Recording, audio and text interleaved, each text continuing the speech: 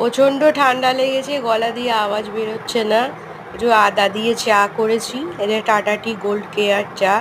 আর আদাটা পেস্ট করে এর মধ্যে দিয়েছি, কোনো রকম দুধ বা মিষ্টি আমি কিছু অ্যাড করিনি। বারে বারেই চা খাচ্ছি, গলাটা খুব আরাম লাগছে। আমার গলা শুনে নিশ্চয়ই তোমরা বুঝতে পারছো, প্রচণ্ড কাশি সর্দি লেগেছে, ভালো ভিডিও দিতেও পারছি না। তাই তোমাদের একটু দেখালাম যে এরম ঠান্ডা লাগলে বারে বারে আদা দিয়ে চা খাও, বেশ ভালো লাগবে।